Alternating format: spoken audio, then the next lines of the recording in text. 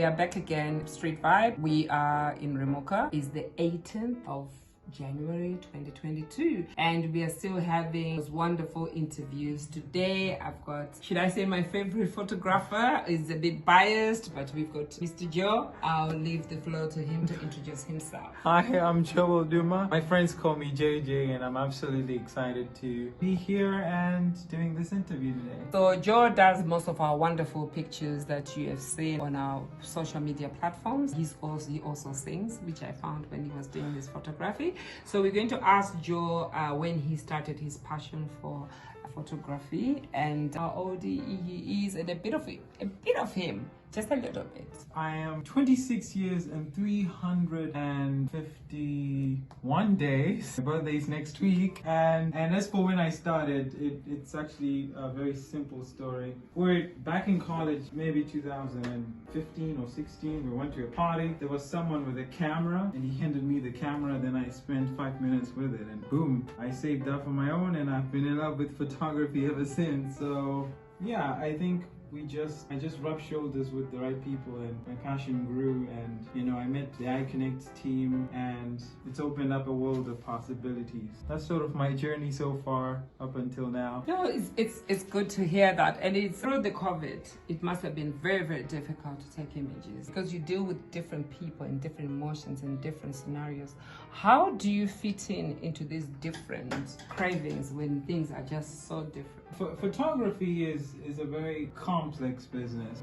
You have to balance between making money and fueling that passion. I love landscape photography and astrophotography, but it doesn't pay the bills. Maybe 70 or 80% of our revenues came from wedding photography, which is the big earners. Because of the COVID, we couldn't earn any money, so we had to be agile and we had to evolve. I moved into graphic design and marketing consultancy and mostly online work. That's how I managed to survive through the pandemic. And it wasn't easy to do that, to compete with people from all over the world on the grandest stage of them all. But I think if you've got a little bit of patience and determination and passion, I think you could do anything. I'm excited to hear that you've got a studio. They've got a studio in Kadoma, so that's very, very exciting. What should we expect from your studio, and what sort of help would you want to have on board so that as young entrepreneurs, I'll call you entrepreneurs because I feel you are entrepreneurs.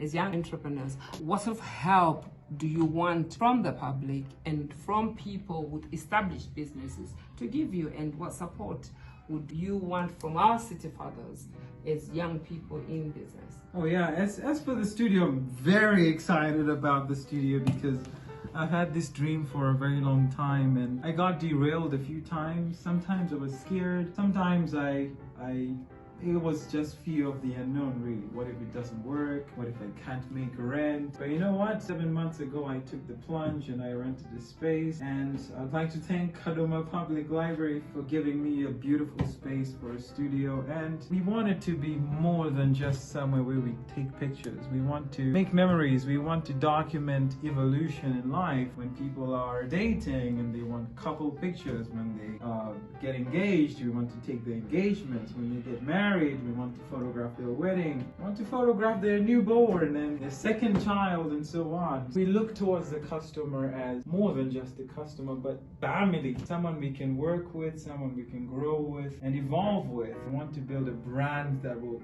last a long time and where people can go and experience a family-friendly environment. So that's sort of the look that we are going for, and we're still renovating the place and making it different. We are passionate about our work. We want to sell a brand that is strong and that is built from our imagination. So we want some wall art and some cool lights, some nice floors, pristine backgrounds, some good cameras, and some really nice effects. So you will see it when it comes. I'm sure sometime in end of February, but we hope to get it ready sooner than that. And as for help, a few months ago we came to a realization that we had done most of what we could do with our resources. Our equipment came from all our savings, but you get to a certain point where you need extra funding. You need an extra and stable source of funding to get you to the next level, you know. But unfortunately in Zimbabwe, it's very difficult for young people to access funding and finance. It's certainly through the formal banking sector. There are just no avenues to get that funding. To get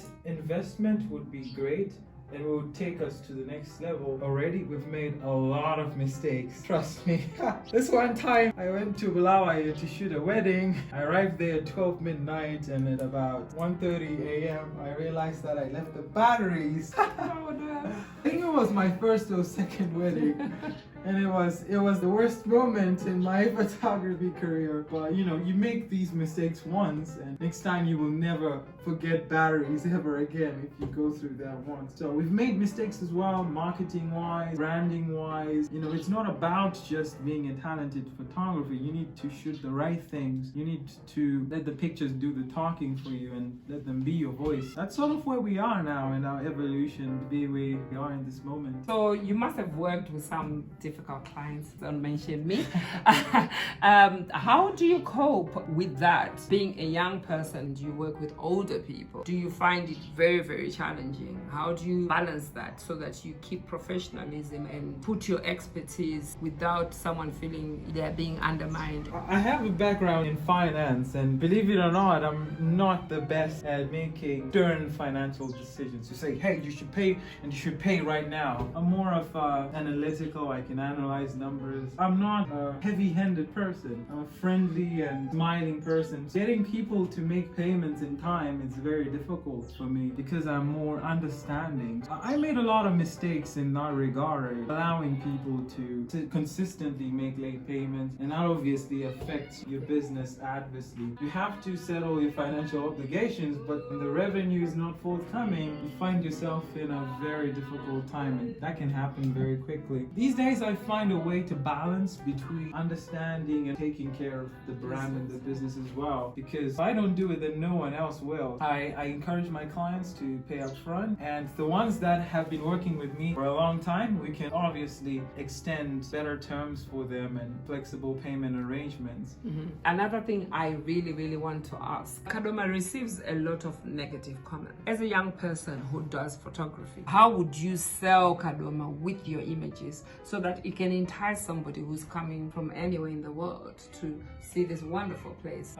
You know, there's actually something that I thought about just now. I remember when I was applying to the University of Sheffield years ago, and there was something called the Sheffield Campus Tour. So there was someone who was walking with a camera and just showing prospective students the cool places. When you come to Sheffield, this is, you know, like the coolest cafe. This is where you get the cheapest donuts. You know, that's something that we've been thinking about at our office at the Photo Cafe, to say, you know what, why don't we do a Kadoma City tour? We can show the coolest part of Kadoma, where we can get the nicest food, where you can see the coolest building, our watchtower, the city center. We can also show the less popular but really cool places in Rumuka, where a lot of stuff happens. I think that project could be wonderful, and we hope to do that in the next couple of months, and I hope to be on video. Guys, this is Mr. Joe. He takes pictures. He will leave his details with us, and these are young people who are trying to rise up. Let's rise with them. Let's give them the support. Let's give them all we can so that it kicks off. We cannot all move to bigger towns. We can make Kadoma great again. So I hope Mr. Joe has got some last words to say to other young people who are upcoming as well in business. Making it in business is not only a matter of being talented. Really, there are a lot of talented people who fail in business. You need a bit of business acumen. You also need to make connections with people and also manage these connections and let them grow. Have the passion, have the work ethic, but most importantly, exercise honesty and integrity, because when all else fails, that will push you further and that will keep you going. Thank you, Mr. Joe. I know that you've taken time from your busy schedule to be with us, and iConnect is happy to have you all the time take their pictures. You take lovely pictures. Thank you. Absolutely. And I hope to see you very soon.